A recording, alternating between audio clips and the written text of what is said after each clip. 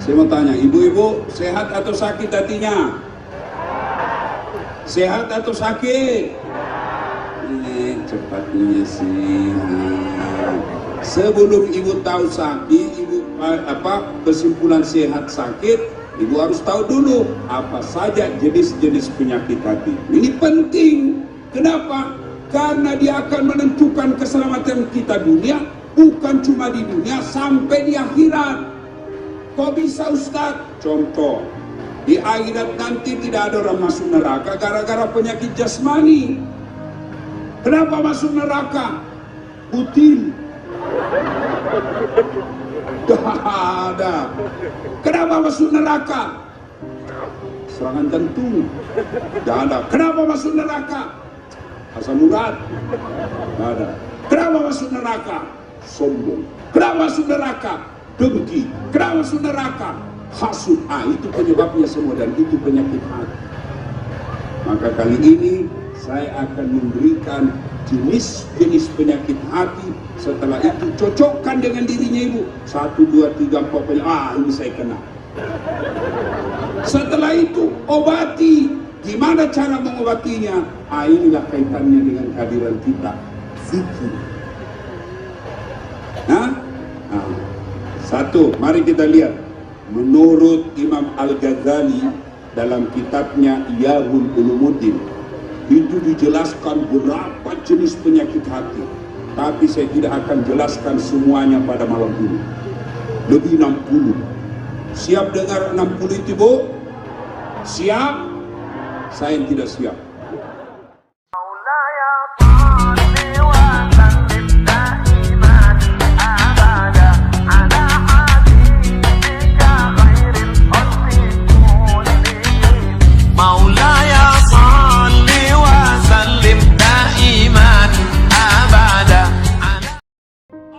Perintahkan kita, kalian orang Islam, kau salawat kepada nabimu dengan sebaik-baik salawat.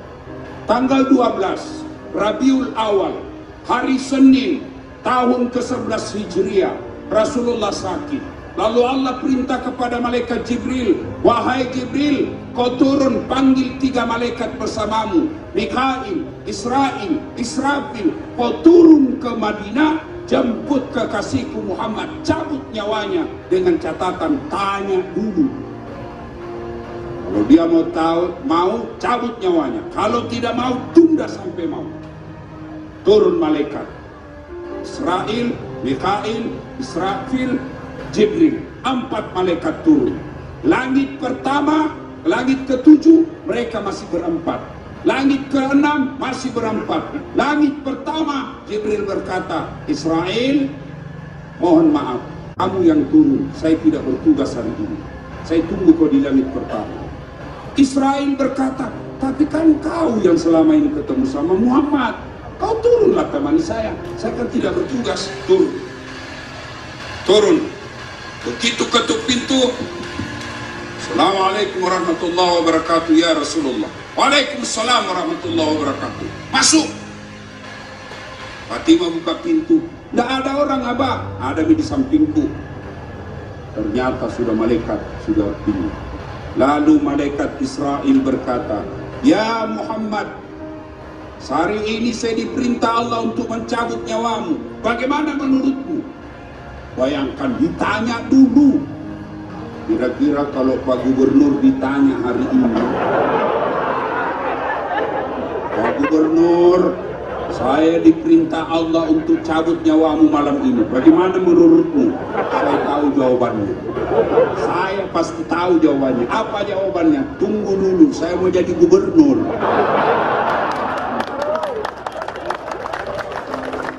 Saya lihat-lihat ini foto, kayaknya paket ini, kayaknya akan datang ini. Gubernur dengan sekda, cocok-cocok juga jadi paket. Ditanya, tapi apa kata Nabi? Ya malaikat, kalau hari ini saya harus dicabut nyawaku, saya siap. Mana ini Jibril? Mana Jibril?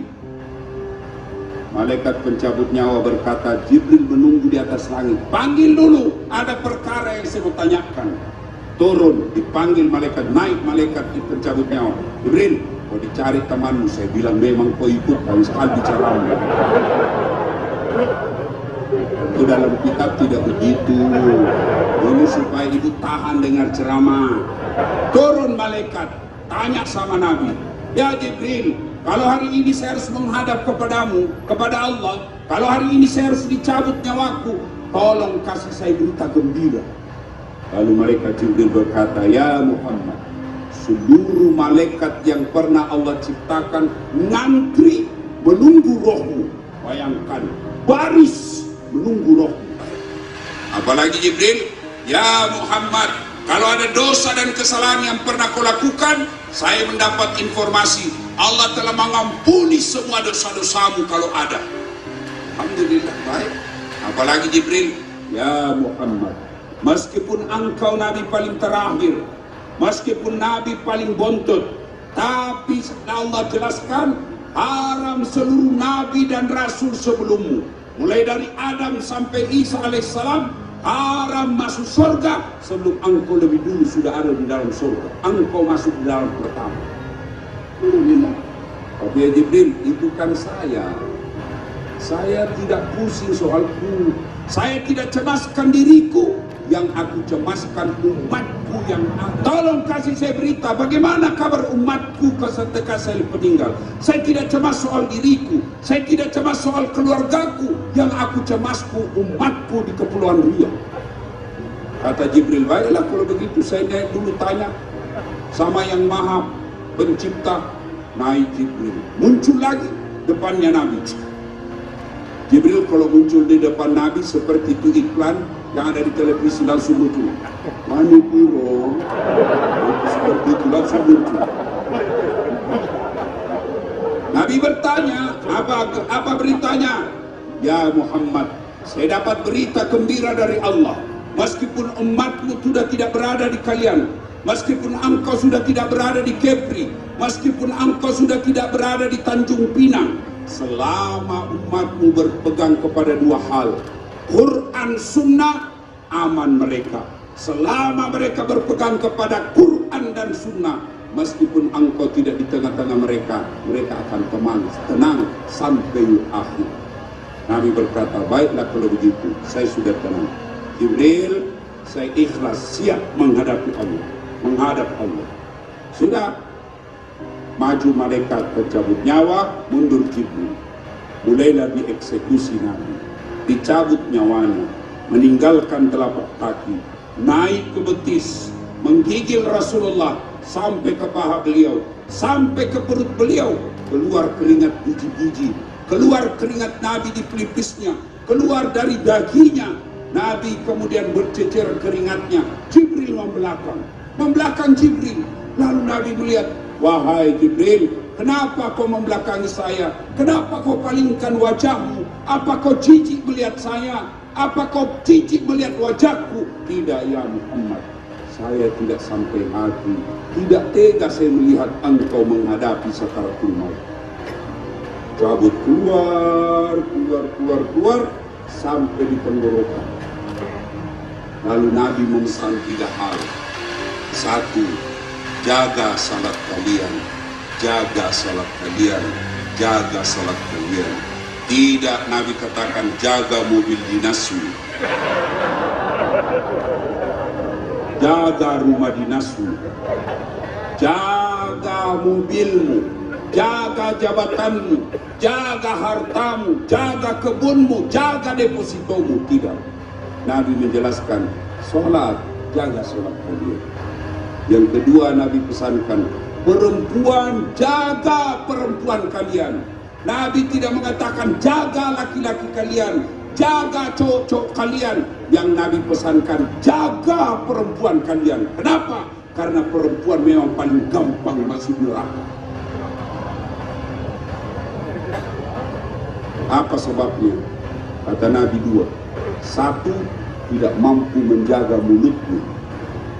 Dan yang kedua, tidak mampu mensyukuri kehadiran suaminya. Lalu Nabi pesan yang ketiga, begitu sampai ke kerongkongan, sampai ke bibir Nabi, jenazah roh Nabi yang keluar yang paling bontot, yang paling terakhir, Nabi mengucapkan tidak satupun umat, tidak satupun keluarganya yang disebut. Nabi tidak mengatakan Hasan, Hussein, cucu beliau. Nabi tidak menyebut satupun istri beliau, tidak mengatakan Khadijah, Aisyah, tidak. Beliau tidak menyebut anaknya, tidak. Yang disebut Nabi ujung-ujung hidup beliau, ummati, ummati, ummati, umatku, umatku, umatku. Begitu cintanya Nabi kepada kita, sampai penghujung hidupnya beliau masih mencemaskan kita ini. Lalu bagaimana cinta kita kepada Nabi? Nah, bagaimana cinta kita kepada Nabi? Diperintah saja solawat kita malas. Solawatnya tidak ikhlas. Dia solawat tapi tidak ikhlas. Muhammad sallallahu.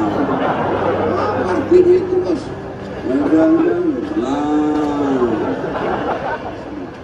Nah, ibu bapak, saudara-saudara sekalian, saya dari Makassar bawa mobil pulang kampung ke Pindrang, 200 km lebih, banyak tikungan. Sepanjang jalan yang gas rem kaki, yang nyetir tangan, yang melihat perjalanan dan rambu-rambu lintas mata, yang berpikir sepanjang jalan otak. Tapi begitu ada tikungan, apa tertulis? Hati-hati. Tidak ada tertulis otak-otak. Padahal otak yang berpikir. Iya toh? Di kantornya Pak Gubernur. Pak Gubernur panggil Sekda. Pak Sekda, ini ada pengumuman penting.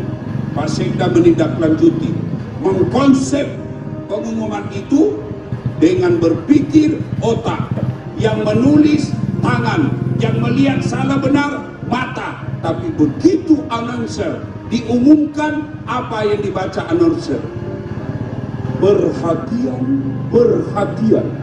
Tidak diucapkan berotakan, berotakan. Padahal otak yang berpikir, berarti yang menentukan memang adalah hati, bukan otak. Itulah sebabnya Nabi menjelaskan, dalam dirimu terdapat segumpal daging. Apabila segumpal darah itu sakit, maka sakitlah seluruh anggota tubuhmu. Tapi apabila segumpal darah itu sehat, maka sehatlah seluruh tubuhmu. Nabi berkata itu. Lalu sahabat bertanya, apa gerangan segumpal daging itu ya Rasulullah? Nabi menjawab, ialah qalb, hati. Berarti kepulauan Riau kalau mau maju, yang menentukan bukan otaknya, yang menentukan hati. Kalau ASN mau bekerja dengan baik di kantor, maka pejabat-pejabat, para pimpinan, yang pertama dia harus perbaiki hati. Kalau hatinya sehat, tutur katanya lembut. Kalau hatinya sehat, pekerjaannya baik. Kalau hatinya sehat, tidak merugikan teman. Kalau hatinya sehat, kerjanya profesional. Sebaliknya, kalau hatinya sakit, tutur katanya tidak enak didengar. Hatinya sakit, tingkah lakunya merugikan temannya. Hatinya sakit, maka pekerjaannya sekedarnya saja. Kenapa? Karena memang hati yang sangat menentukan. Oleh karena itu, hadiah ulang tahun kita Provinsi Kepulauan Riau pada kali ini, saya akan memberikan oleh-oleh penyakit hati yang perlu Bapak Ibu tahu. Saya mau tanya, ibu-ibu sehat atau sakit hatinya? Sehat atau sakit? Cepatnya sehat. Sebelum ibu tahu sakit, kesimpulan sehat sakit, ibu harus tahu dulu apa saja jenis-jenis penyakit hati. Ini penting. Kenapa? Karena dia akan menentukan keselamatan kita dunia, bukan cuma di dunia, sampai di akhirat. Kok bisa Ustaz? Contoh, di akhirat nanti tidak ada orang masuk neraka gara-gara penyakit jasmani. Kenapa masuk neraka? Util. Ada. Kenapa masuk neraka? Serangan jantung. Tidak ada. Kenapa masuk neraka? Asam urat. Tidak ada. Kenapa masuk neraka? Sombong. Kenapa masuk neraka? Dengki. Kenapa masuk neraka? Hasud. Itu penyebabnya semua, dan itu penyakit hati. Maka kali ini saya akan memberikan jenis-jenis penyakit hati. Setelah itu cocokkan dengan dirinya ibu. 1, 2, 3, 4, ini saya kenal. Setelah itu obati. Gimana cara mengobatinya? Inilah kaitannya dengan kehadiran kita, zikir. Satu, mari kita lihat. Menurut Imam Al-Ghazali dalam kitabnya Ihya'ul Ulumuddin, itu dijelaskan berapa jenis penyakit hati. Tapi saya tidak akan jelaskan semuanya pada malam ini. Lebih 60. Siap dengar 60 itu, Bu? Siap? Saya tidak siap. Maka saya jelaskan saja yang paling banyak fenomenanya saya lihat. Satu, penyakit hati yang paling banyak diinap umat Islam. Satu, al-mutakhawilu bis-sholat, menganggap enteng sholat. Ini yang paling banyak orang Islam. Apa yang dimaksud menganggap enteng sholat? Mereka yang sudah tahu sholat 5 waktu itu wajib. Mereka sadar bahwa meninggalkan sholat itu dosa. Tapi anehnya dia tidak sholat dan seolah-olah tidak ada dosanya. Ini kan paling banyak. Coba lihat, dia takut berzina, takut betul ngambil sandalnya orang, takut betul dia mencuri. Tapi ketika dia tidak sholat 5 kali sehari semalam, anehnya dia merasa tidak ada dosanya. Padahal itu puncak dosa. Saya kasih contoh. Ada orang hilang duitnya 1 juta. Pusing, stres. 3 hari, mana saya simpan ini? Gimana kok bisa hilang ini uangku? Nggak bisa tidur, sholat pun masih diingat. Gimana saya simpan duit ini? Ketemu Pak Gubernur. Kenapa kau kayak stres? Maaf Pak Gub, hilang duit saya 1 juta. Nggak tahu di mana.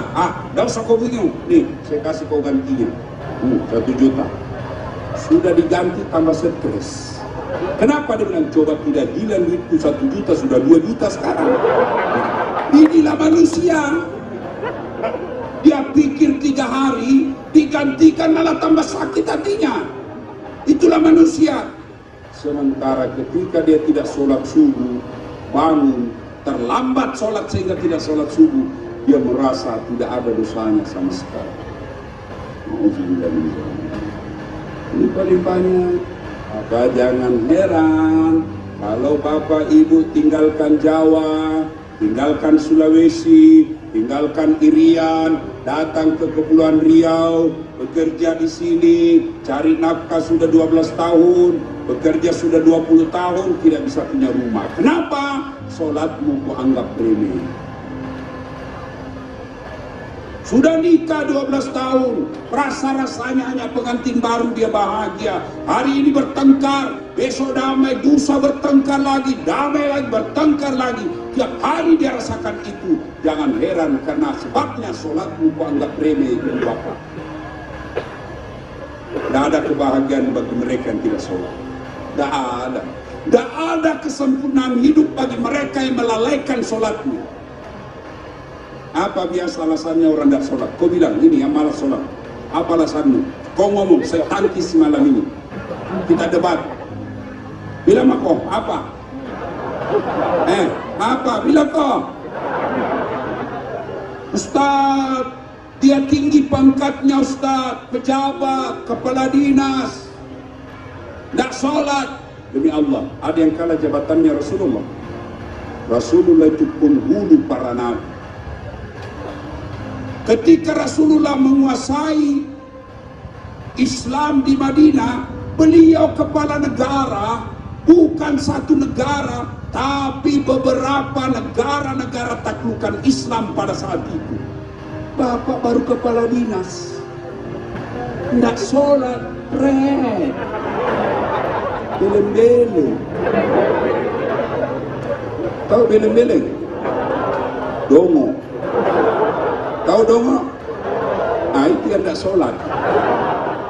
Saya sariawan, kok sholat dalam keadaan sariawan? Allah.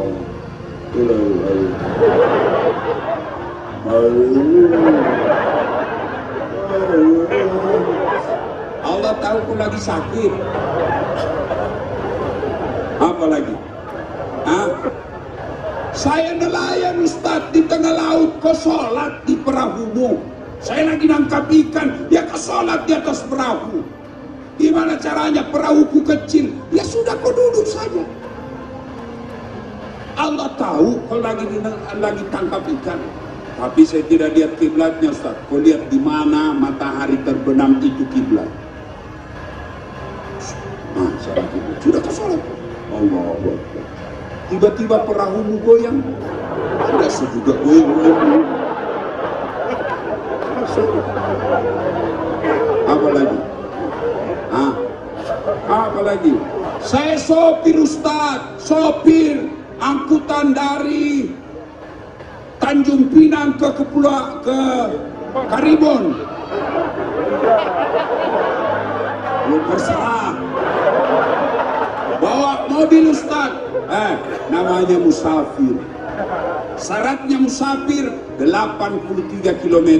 Kalau Bapak Ibu melakukan perjalanan jauh, kilometernya 83 lebih, maka Ibu boleh menjamak sholatnya. Bukan PP, satu kali jalan. Kalau 81, belum, tambahin lagi 2 kilo. Mau jalan lagi 2 kilo, baru musafir.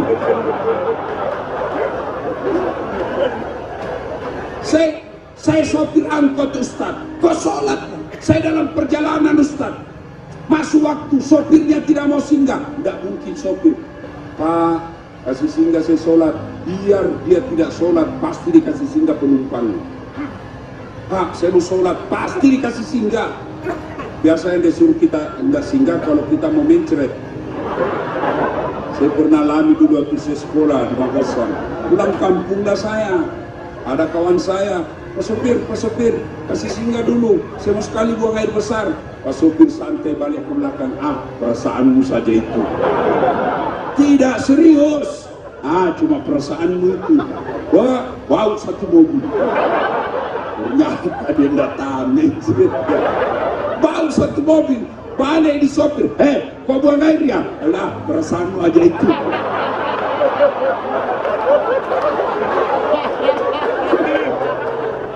Apalagi cakap Ustaz, selebriti, bintang film, gagah, jadi tidak sholat. Ada yang kalah gaya Nabi Yusuf. Ada yang kalah gaya Nabi Yusuf. Nabi Yusuf alaihissalam manusia paling gagah sepanjang dunia. Allah ciptakan kegagahan di dunia 100. Khusus Nabi Yusuf 70% khusus Nabi Yusuf. 70%. 29 untuk Nabi yang lain. 29 diambil Nabi Adam, Nabi Muhammad, Nabi Idris, diambil itu yang 29. Yang 1% inilah yang kita bagi-bagi manusia biasa. Dia ambil Mirano Karno, Umay Rama, Elvi Sukesi, Dasat Latif, Pak Gubernur. Coba, tinggal berapa persen kita dapat? Bayangkan bagaimana gagahnya Nabi Yusuf sendiri 70%. Pantas ketika Yusuf alaihissalam disuruh lewat di atas panggung, ibu-ibu ngiris bawang. Bu, iris bawang. Dia iris bawang, lewat Nabi Yusuf. Ibu-ibu bilang, ini bukan manusia, ini malaikat. Dia tidak sadar, dia iris jari-jarinya. Begitu terpesonanya dengan wajahnya Nabi Yusuf. Bisa ibu, kira-kira ada laki-laki membuat ibu terpesona sampai ngiris tangan dah? Jangankan ngiris tangan, bau ketek aja lewat dah. Coba. Yusuf alaihissalam cakep tetap beribadah kepada Allah. Saya sakit Ustaz, ada yang kalah sakitnya Nabi Ayub alaihissalam. Ayub alaihissalam seluruh anggota tubuhnya dimakan oleh ulat. Melanting-lanting ulat dari pahanya, dari pipinya. Hati dan lidahnya saja tidak dimakan oleh ulat. Tapi Ayub alaihissalam tetap beribadah kepada Allah. Apa lagi? Hah? Bilang aku apa? Tidak ada kecuali malas. Saya sakit Ustaz, ya kau salat sakit. Saya masih ingat waktu kecil, ibu saya sampai itu kalau kita bicara diajari. Nah, lo kembali boleh. Ini tetangga nak pinjam gula. Jangan kau bicara kalau berdiri nak. Dudak kau yolok napa mak bicara. Duduk kau dulu baik-baik baru kau ngomong. Itu sampai begitu diajari kita. Sekarang ini mana ini akhlak? Anak-anak kita siapa yang ngajar? Siapa yang ngajar kita sekarang anak-anak kita, Pak? Orang tuanya. Bukan. Siapa yang ngajar anak kita? TV. Siapa yang ngajar kita anak kita? Handphone. Kenapa? Orang tuanya juga tidak mau repot. Anaknya menangis, langsung nak kasih handphone. Jangan kau nangis nak. Main game aku. Ibu toh. Maka jangan heran anak tak tinggi sekolahnya tapi tidak tahu taat. Alangkah bahagianya ibu bapak, alangkah bahagianya kita sudah tua, anak tak 4 sambil baku telpon. Deng, bulan ini saya ambil mama nah, bulan ini saya urus bapak nah, bulan depan kau sama istrimu kau urus, bulan ini saya mau dapat. Begitu tahun depan, deng, bagaimana ini kita 4 bersaudara dik? Patungan kita kasih umroh ibu masing-masing, tabung, ayo umrohkan orang tua kita bulan depan. Itu orang kaya itu. Itu anak kita bisa begitu kalau kita didik dari kecil.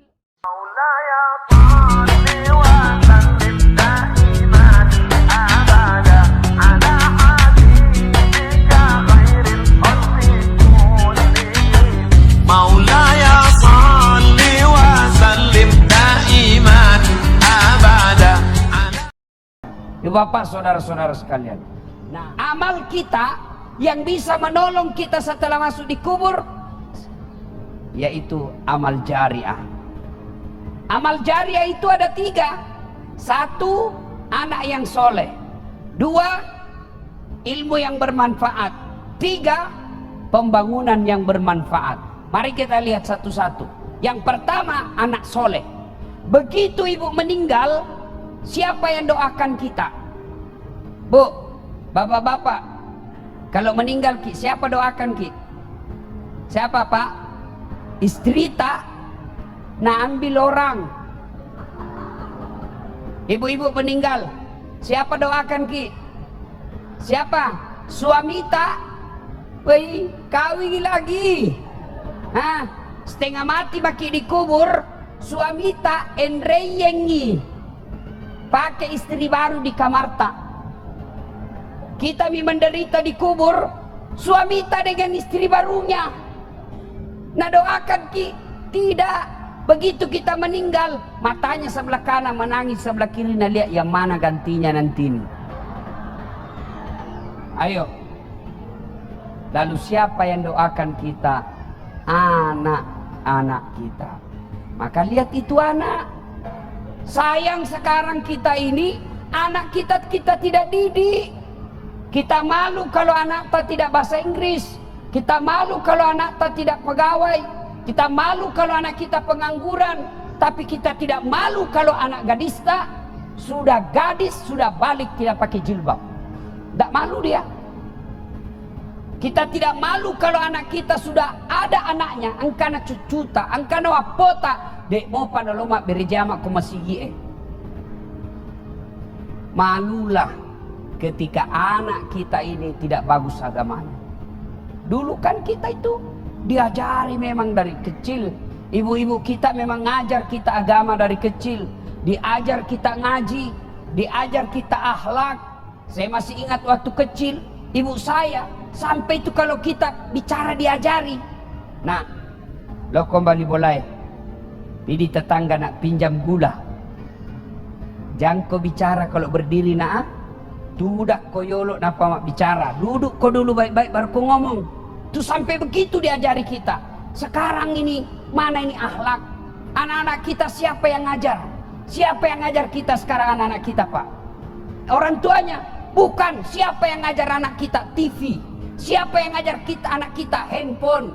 Kenapa? Orang tuanya juga tidak mau repot. Anaknya menangis, langsung nak kasih handphone. Jangan kau nangis nak. Main game aku. Ibu toh. Maka jangan heran anak tak tinggi sekolahnya tapi tidak tahu taat. Alangkah bahagianya ibu bapak, alangkah bahagianya kita sudah tua, anak tak 4 sambil baku telpon. Deng, bulan ini saya ambil mama nah, bulan ini saya urus bapak nah, bulan depan kau sama istrimu kau urus, bulan ini saya mau dapat. Begitu tahun depan, deng, bagaimana ini kita 4 bersaudara dik, patungan dik, kasih umroh ibu masing-masing, tabung, ayo umrohkan orang tua kita bulan depan. Itu orang kaya itu. Itu anak kita bisa begitu kalau kita didik dari kecil. Bagaimana cara mendidik anak? Maka cara didik anaknya itu yang pertama, begitu lahir kasih nama yang baik. Nama yang baik itu bukan nama artis. Nama yang baik itu bukan nama pemain sepak bola. Nama yang baik, nama yang ada doa-doa di dalamnya. Saya kasih nama anak tak mutmainnah. Apa itu artinya mutmainnah? Jiwa yang tenang. Berarti kalau orang panggil, oh mutmainnah, wahai kau jiwa yang tenang, orang doakan. Jangan lagi bilang apa arti sebuah nama. Coba bayangkan kalau tidak ada semua nama tak. Coba kalau tidak ada semua nama di sini, bagaimana orang macale? Pilih saya. Siapa? Anu. Pilih saya. Siapa? Anu. Bagaimana repotnya? Mau kita telepon kak ceramah. Halo, ada ustaz. Ustaz siapa? Anu. Yang mana? Anu. Siapa? Anu. Siapa? Yang pendek. Oh, banyak yang pendek di Makassar. Coba bayangkan. Nama itu penting. Maka kasih nama yang baik. Lahir anak tak, lahir cucu tak, kasih nama. Tidak bisa kita telepon ustaz. Ustaz, ada cucuku lahir, saya mau dia jadi penghafal Quran. Siapa bagus namanya? Perempuan atau laki-laki bu? Perempuan, Hafizah. Itu bu namanya. Bagus itu. Tambah namanya bapaknya di belakang. Jangan lagi bilang apa arti sebuah nama. Yang ketiga, jangan kasih makan haram anakmu. Jangan kasih makan proyek palsu. Jangan kasih makan barang serobotan. Jangan kasih makan dagangan nipu. Itu dagangan nipu yang mana? Pedagang. Asli ndak ini barangmu? Asli, padahal palsu. Dapat kau untung dari kau tipu pedagang, pembeli. Mungkin kau dapat untung 2 juta satu hari. Tapi uang haram kau kasih makan anakmu. Jangan heran anakmu 3 semua ndak ada sholat. 1 tukang tipu. 1 pengedar narkoba. 1 kawin lari di bawah bandar dikasih hamil cowoknya. Kenapa? Uang haram kau kasih makan anakmu. Maka orang tua yang baik jangan kasih makan uang haram anaknya. Istri nih, tolong ini ibu-ibu nih yang datang ini. Kalau suami tak datang bawa uang, tanya dulu. Halal boga ye. Halal ndak ini? Biasanya gajimu cuma 5 juta. Kenapa ini menjadi 6 juta? Dari mana ini 1 juta? Halal tidak? Bisa ibu? Bisa? Hei, bisa? Bisa? 1 juta bisa. Kalau 15 juta, bengkok mukanya. Sini ala ni mai panggilnya cici. Mestinya istri yang baik begitu. Jangan kasih makan uang haram anaknya. Yang berikutnya lagi, supaya anak kita baik, doakan. Doa. Masa depan anak saya ya Allah. Saya tidak tahu mendidiknya, tapi Engkau maha mendidik ya Allah. Pelihara anakku ya Allah. Ya Allah, lindungi anakku ya Allah. Jangan kau biar mak basuh ini. Boleh. Hati-hati ketika ibu-ibu sumpah. Hati-hati ketika marah. Kadangkala ibu-ibu kalau marah kan keluar itu kalimat-kalimat sumpah. Kurang ngajar, nalapolalo ke beca. Natabrak betul beca. Maka kalau sumpah untuk anak, jangan sumpah yang jelek, sumpah yang baik-baik. Kurang ngajar, jadi lalu ke ustadz seperti Dasat Latif. Boleh begitu. Jangan sumpah yang jelek-jelek. Nah, ibu bapak, saudara-saudara sekalian, begitu masuk di kubur, yang pertama yang bisa menyelamatkan kita, anak kita. Maka bapak-bapak yang masih hidup, yang sudah wafat orang tuanya, doakan orang tua tak. Itu orang tua sekarang, dia sudah tidak harapkan lagi dibangunkan rumah. Nggak mi. Tapi yang dia harapkan, paling tidak kiriman-kiriman doa. Bagaimana cara kirimkan doa? Tidak harus ustadz. Haul seperti ini. Tidak harus ustadz yang doakan orang tua tak. Doa sebaik-baik doa untuk orang tua dari anaknya. Maka tidak harus kita, kan orang tua dulu apalagi orang Bugis, mak baca doa. Nanti dia mau baca doa orang tuanya kalau potong sapi, potong ayam, potong bebek. Jadi kalau tidak ada wantak potong sapi, ndak kita doakan orang tua tak. Ndak ada hubungannya itu satu baki. Kan biasa kita ini orang Bugis salah-salah. Nah, panggil maki baca doa. Ada soko, ada ketan, ada gula, ada telur, ada ayam, ada pisang goreng. Nah dorong itu. Tabe guru, kiringan ini nenekku. Nak suka sekali dulu waktu hidup pisang goreng. Ku bilang, berarti belum mati nenekmu. Mati ustaz, kenapa mau kau kirim pisang goreng? Itu kan biasa kita. Tabe, napojilak dek kasih tunuman tidak ada. Maka baca doa itu ibu, untuk orang meninggal tak, tidak ada hubungannya sama satu baki. Yang ada seperti ini, tidak ada hubungannya. Lalu untuk apa ini satu baki kalau kita mak baca-baca? Untuk apa? Tawana ustaz saya kupure mak baca. Maka saya kalau disuruh baca, ndak maukah itu kalau ada satu baki? Ada, jangan di depan kalau ada. Saya jelaskan, ini bukan untuk orang meninggal, tapi untuk saya. Jangan di depanku, kasih di belakang. Kenapa? Karena kalau dia di depan saya, mulutku baca doa, pikiranku yang mana dulu ku makan. Iya toh? Mana dulu saya makan, telurkah dulu ini pahala dulu. Maka di belakang saja, ndak ada. Ini sebagian orang-orang tua kita yang dulu-dulu. Nanti dia mau baca doa kalau dia potong ayam. Enggak. Lagi duduk-duduk di teras. Lagi duduk-duduk. Tiba-tiba ada orang lewat. Bajunya seperti bajunya almarhum orang tua kita. Kita ingat bapak tak? Miripnya bajunya bapakku. Langsung kirimkan Fatihah. Bagaimana caranya? Boleh pakai bahasa Arab. Ila hadratin Nabi Mustafa Muhammad SAW. Summa hususil ruhil almarhum bapak. Siapa namanya? Abdul Latif bin Soko Al-Fatihah. Itu bahasa Arabnya. Kalau mau ke bahasa Indonesianya, saya niatkan kirimkan Fatihah. Rasulullah Muhammad SAW. Saya ikutkan ruh almarhum bapak saya Abdul Latif bin Soko Al-Fatihah. Maka ibu bapak yang meninggal orang tuanya, doakan orang tua. Yang kedua, bagaimana setelah didoakan? Sedekah atas nama orang tua. Ini sahibul hajat yang undang saya ke tempat ini. Ini pahalanya akan sampai ke orang tuanya. Berapa sedekahnya kita makanan? Ya, yang dos-dos itu. Meskipun ada juga ambil tak 2 dos. Sudah dikasih 1, nak bilang belum pi. Ibu-ibu Columbus, kelompok ibu-ibu pembungkus. Puran ya lesit di malamopi. Itu sedekah. Bayangkan bapak ibu. Misalnya yang undang saya. Dia kasih saya duit 10.000.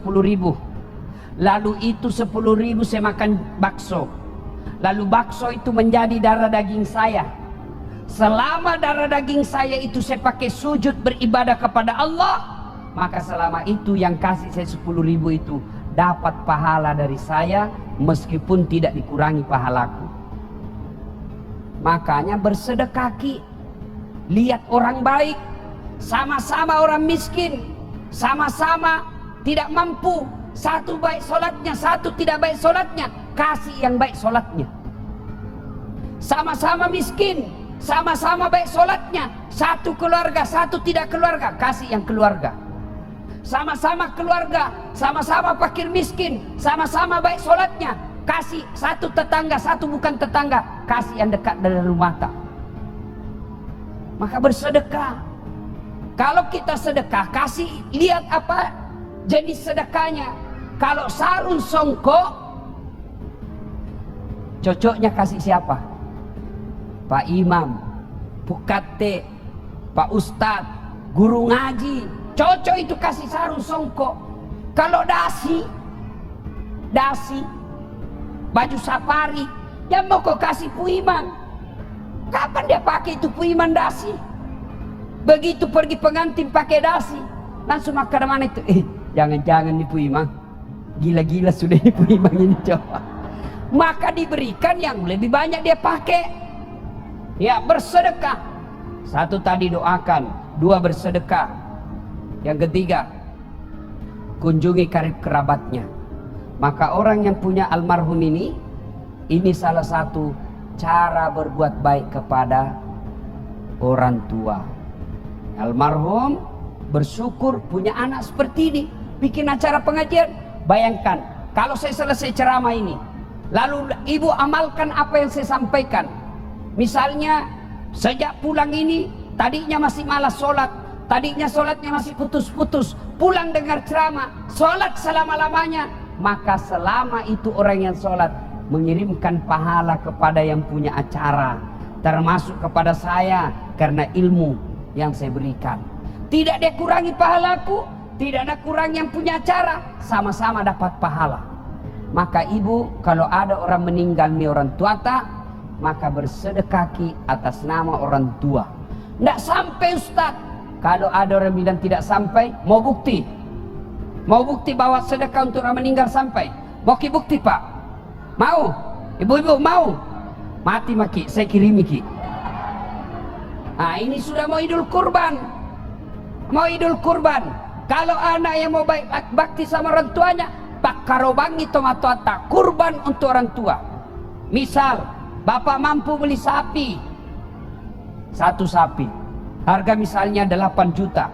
8 juta itu sapi, kita untuk suaminya, untuk istrinya, untuk anaknya, untuk cucunya, untuk bapaknya sudah meninggal, untuk ibunya sudah meninggal, cukup 7 orang, satu sapi, satu keluarga, boleh. Tapi kalau kambing, 1 orang, 1 kambing. Bagaimana kalau ayam Ustaz? Ayam hanya untuk dimakan di rumah, tidak bisa untuk karoba.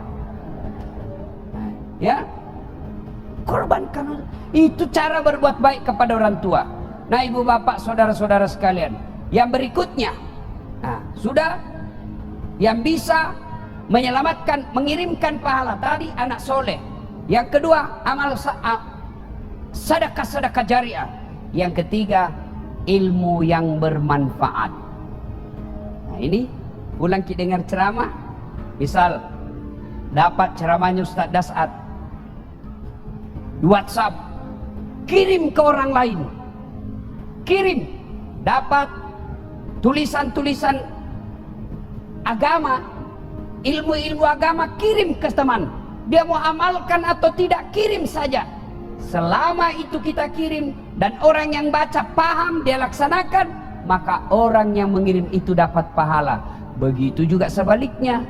Kalau kita mengirim foto-foto porno, mengirim berita-berita palsu, mengirim berita-berita fitnah, selama berita itu beredar, selama itu foto beredar, selama video itu beredar, maka selama itu orang yang kirim juga dapat dosa. Itu dosa.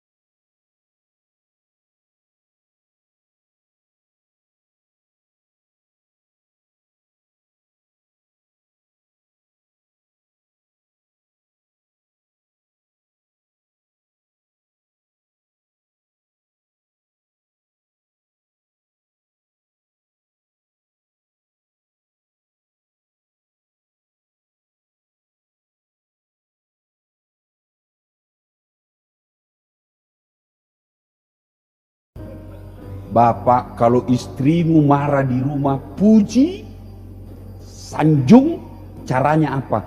Ih sayangku, kau makin muda aja saya lihat. Meskipun dia tahu bapak bohong, tapi dia tetap senang.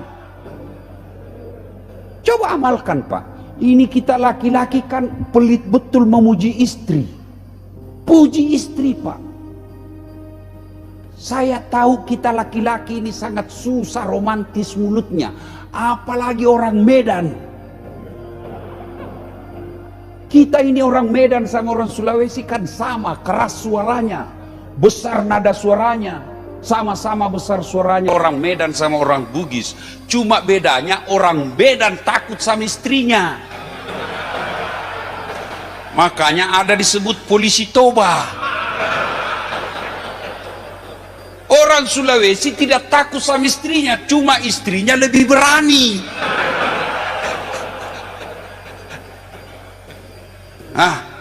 Sanjunglah istri kita. Bapak-bapak ini kalau istri tetangga kuat betul menyanjung. Assalamualaikum Bu. Gimana kabarnya Bu? Sehat-sehat ya Bu. Sama istrinya, mana kabarmu? Wah.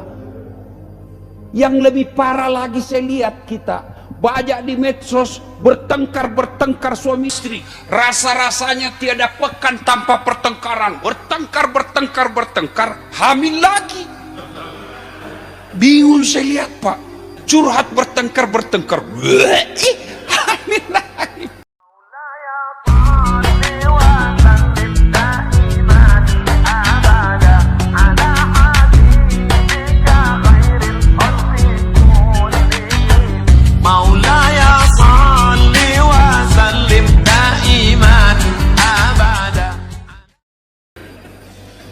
Pengajian kita kali ini, ayo pulang. Bawa perbedaan adalah kebiasaan dalam hidup kita.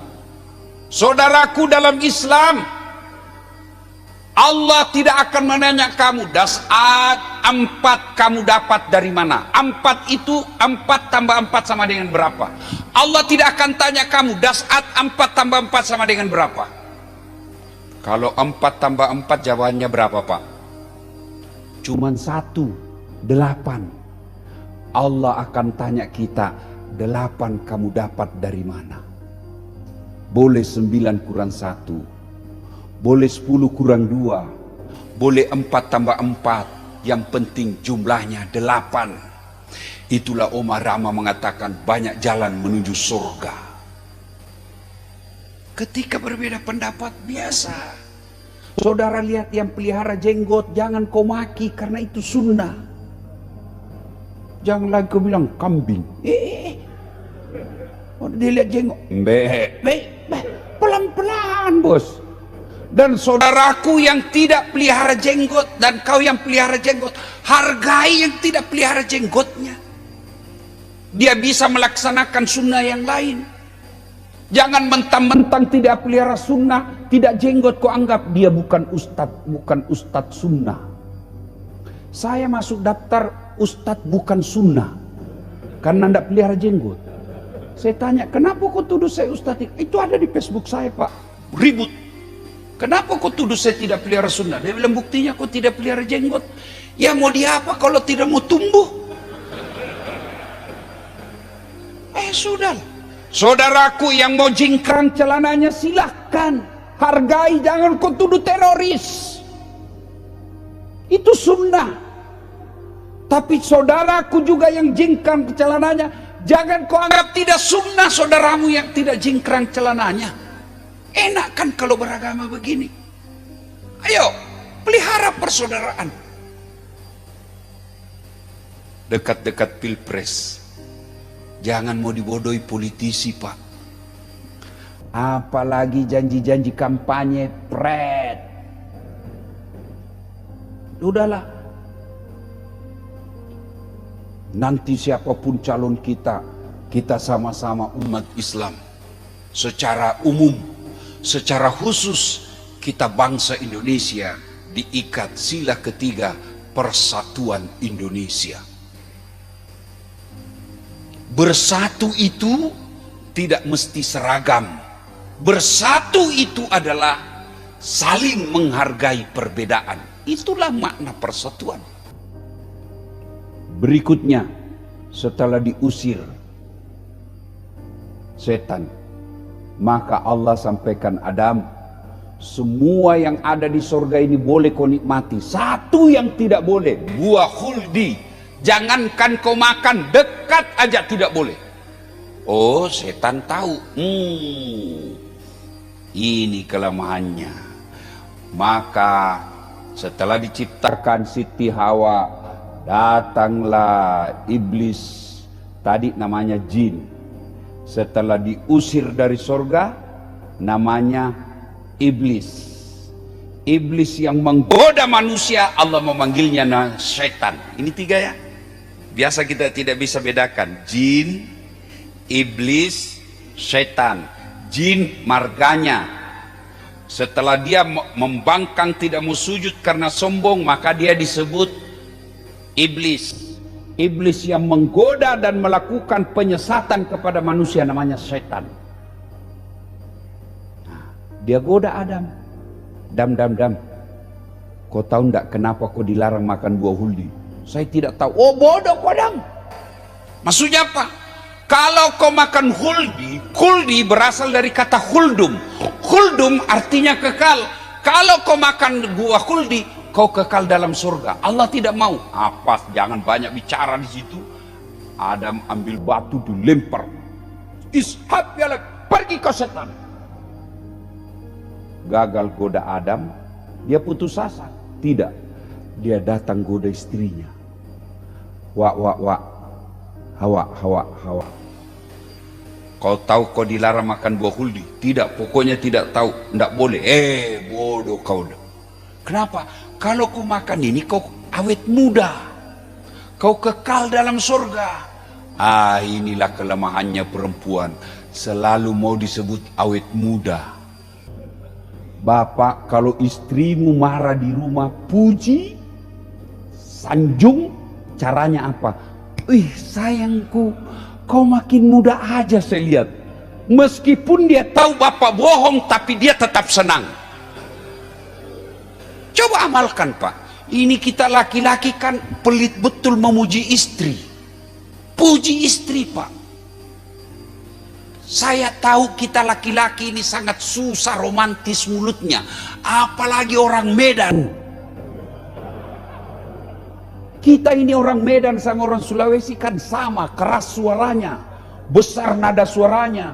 Sama-sama besar suaranya orang Medan sama orang Bugis. Cuma bedanya orang Medan takut sama istrinya. Makanya ada disebut polisi Toba. Orang Sulawesi tidak takut sama istrinya, cuma istrinya lebih berani.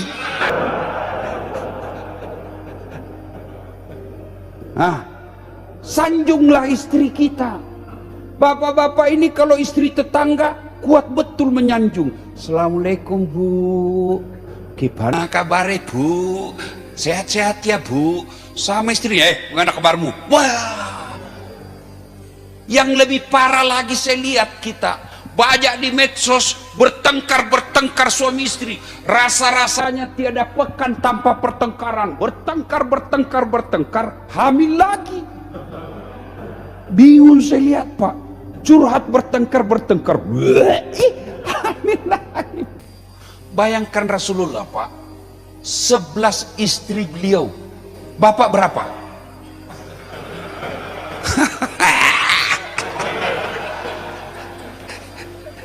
Nabi 11 istrinya, Pak. Allahu Akbar.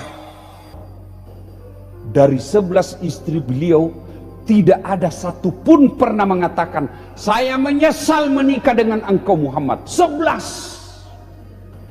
Kita satu. Nyesal istri kita. Ku tahu begini, tak ku nikah kau dengan kau. Satu aja, Pak, tapi menderita lahir batin. Rasulullah, salah satu resepnya karena Rasulullah pandai memuji dan memuliakan istrinya. 11 istri Nabi, tidak ada yang dipanggil namanya, Pak. Khadijah, tidak pernah dipanggil, Khadijah sini, tidak. Khadijah beliau panggil Ummul Mukminin. Aisyah istri muda beliau tidak pernah dipanggil Aisyah Tal, tidak. Beliau panggilnya Ya Humairah, yang kemerah-merahan pipinya, karena memang Siti Aisyah merah delima pipinya. Maka bapak mulai hari ini panggillah istrimu dengan panggilan spesial. Wahai istriku yang termancung hidungnya di lorong 3. Tidak mancung hidungnya, Ustaz. Ya giginya lah kau lihat. Justru giginya yang mancung. Ya janganlah kau lihat gigi. Lihatlah alisnya kah, bibirnya kah, lehernya kah. Jangan juga terlalu jujur, Pak. Wahai istriku yang hitam. Panggil istrinya. Tap, tap, tap. Mentang-mentang istrinya agak gendut. Dut. Muliakan istri. Ayo, bapak-bapak, mulai hari ini muliakan istri. Bapak tahu lagi Nabi, ini kebiasaan Nabi, Pak. Tidak pernah beliau keluar rumah tanpa sedekah kepada istri. Apa sedekahnya Nabi kepada istrinya? Cium jidat. Setiap beliau mau keluar, dia cium jidatnya istrinya. Maka ibu-ibu yang ada di belakang, mulai hari ini setiap suamimu mau keluar rumah, ingatkan untuk sedekah. Pak, sedekah. Ah, sini ku sedekah kau. Murah meriah, Pak. Istri saya tukang ngomel, Ustaz. Berarti kalau dia tukang ngomel, dia benar perempuan. Karena fitrahnya perempuan itu tukang ngomel. Maka kalau dia ngomel, jangan galau, tidak usah layani, Pak. Kalau makin dilayani, bapak makin stres. Fitrahnya perempuan suka ngomel. Gimana tidak ngomel? Gaji bapak, gaji pensiunan cuma 4 juta. Cicilan mobil, cicilan motornya cucu, cicilan rumah mana cukup 4 juta. Maka pelampiasannya ngomel. Maka kalau tidak mau istrimu ngomel, tambah gajimu. Berhenti dia ngomel. Coba diamalkan ini, Pak. Saling memuliakan. Ibu juga jangan keterlaluan. Tenang, Pak, saya bela kau. Saya tahu kau takut sama istrimu. Hati-hati kalau suka ngomel. Itu ada di medsos. Disuruh bunuh istrinya gara-gara apa? Disuruh tembak, Pak. Karena tidak tahan suka digomelin, Pak. Bapak, saudara-saudara sekalian, poin kedua, ayo ciptakan surga di rumah. Salah satu di antaranya saling memuji. Pak, tidak ada bagi kita seorang laki-laki bisa tenang kalau istri kita di rumah tidak menenangkan hati. Bapak punya istri yang soleha, itulah nikmat, itulah yang disebut fid dunya hasanah. Menurut ahli tafsir yang menafsirkan doa fid dunya hasanah, yang disebut surganya dunia, keselamatan di dunia adalah punya istri yang soleha. Nah, Siti Hawa tergoda dan akhirnya dia datang ke suaminya, Bang, betul kau sayang saya? Betul, Adinda. Kalau kau sayang saya, buktikan. Saya mau makan buah khuldi. Kata Adam, tidak bisa sayang. Boleh kau minta segalanya, ini tidak boleh. Kata Hawa, berarti kau tidak sayang saya.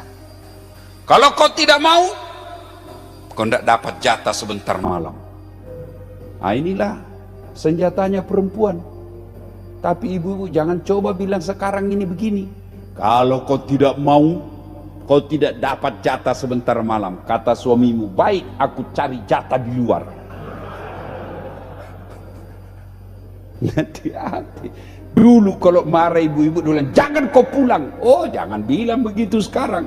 Begitu kau bilang sama suamimu, jangan pulang, langsung suamimu, merdeka. Kalau perlu kuncikan rumah.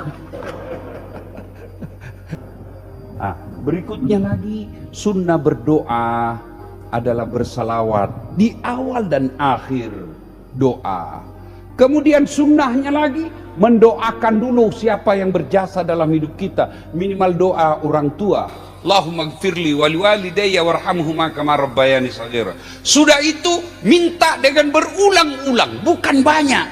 Tapi yang sunnah 1-2 doa tapi diulang-ulang. Sudah itu tutup lagi dengan salawat. Lalu biasanya tradisi kita, subhana rabbika rabbil izzati amma yasifun wa salamun alal walhamdulillahi rabbil alamin. Ustadz, kenapa begini? Karena ini lebih nyaman rasanya, lebih nyambung. Tidak ada sunnah. Ini kenapa? Karena lebih nyambung, lebih nyaman. Masa Bapak selesai berdoa, amin ya rabbal alamin. Itu kan tidak nyambung, tak? Lepas itu doa minta pertolongan Allah dengan catatan sudah lakukan sunnah. Semua doa-doa sesuai sunnah, sesuai dengan kitab-kitab yang diajarkan dan Rasulullah. Kenapa doaku tidak dikabulkan? Bukan tidak dikabulkan, tapi Allah kasih yang lebih baik dari apa yang Bapak minta.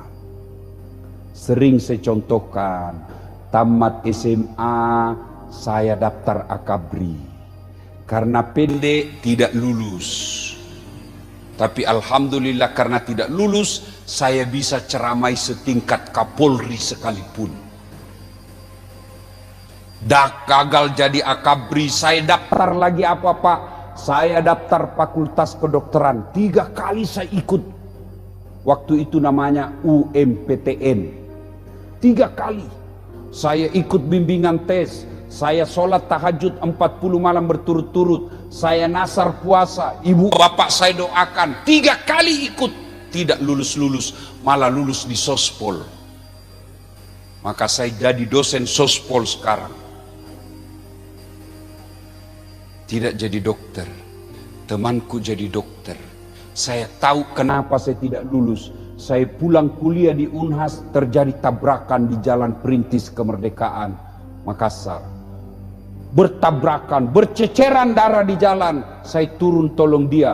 Dia yang tabrakan, saya yang pingsan.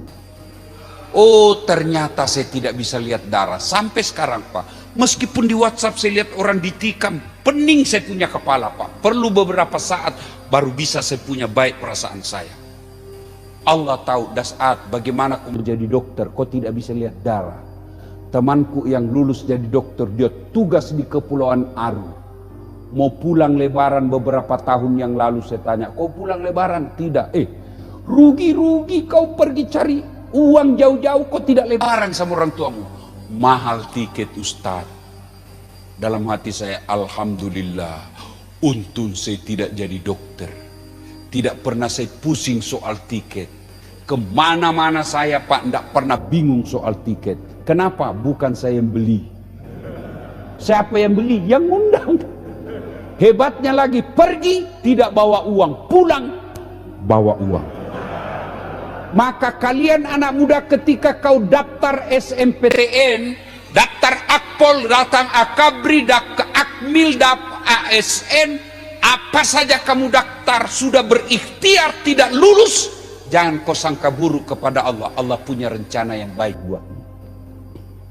Biasanya nanti kita sadar,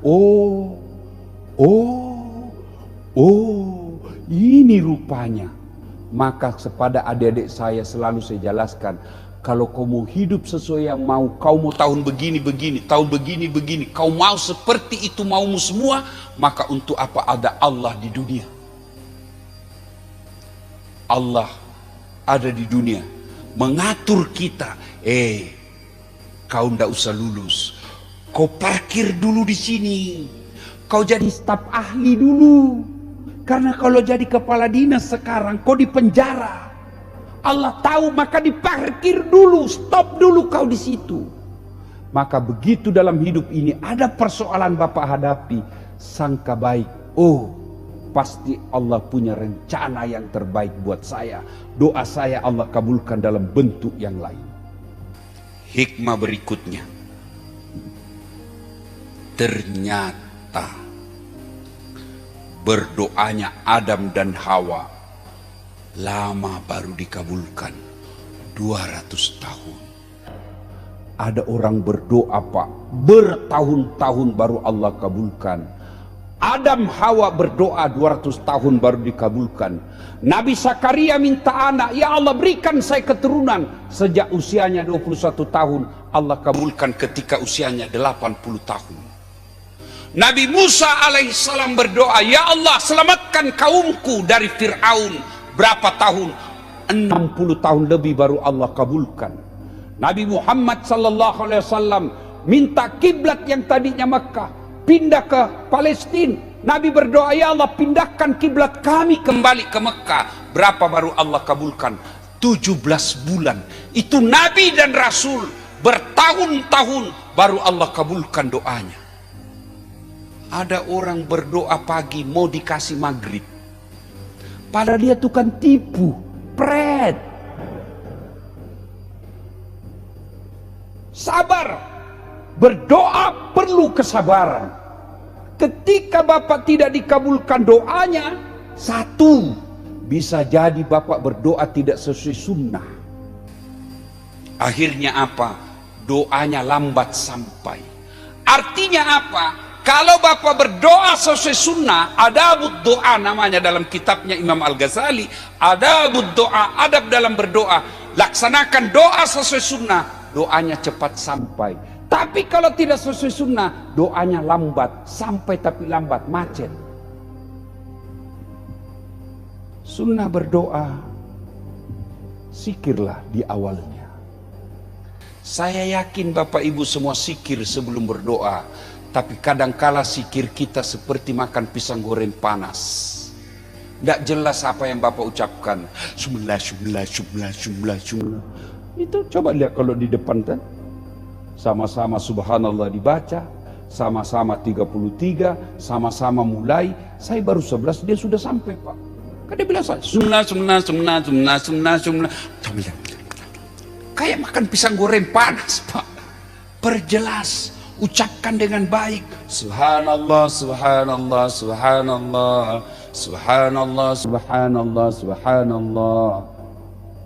Alhamdulillah, alhamdulillah. 33. Itu sunnah. Sunnah menghadap ke kiblat. Boleh tidak membelakangi kiblat? Boleh. Boleh berdoa misal sini kiblat. Boleh berdoa begini. Boleh. Boleh begini. Boleh. Tapi sama kalau ibu minta duit sama suami, Pak, weh, duitmu. Kata suamimu, kurang ajar kau. Tapi bagaimana caranya? Menghadaplah kepada suami. Didahului dengan memuji-mujinya. Wih, Bapak makin gagah saya lihat. Serasi betul itu kumismu dengan sarungmu Pak. Padahal tidak ada hubungan itu kumis dengan sarung. Tapi kan karena kita dipuji senang. Setelah senang hati, si istri, Pak beli tenang. Saya punya kewajiban carikan kamu yang belanja. Tenang itu, kenapa? Perasaan sudah enak. Puji-puji Allah, adabnya. Kemudian apalagi menghadap ke kiblat, membesikir, mengangkat kedua belah tangan, kanan kiri rapat berada di depan wajah. Ustaz, boleh berdoa begini? Boleh, boleh begini. Ada yang begini Ustaz. Boleh. Ada juga yang boleh. Tapi yang sunnah kanan kiri rapat di depan. Ustaz, kenapa ada orang berdoa begini? Amin. Terlalu banyak dia minta itu Pak. Cuma kalau Bapak begini, hati-hati juga, terutama ini Pak. Kalau begitu bau di sini Pak, sampai mati tidak dilupa itu tetangga kita. Begitu kita dilihat ceramahmu, Pak Ustaz, bau keteknya.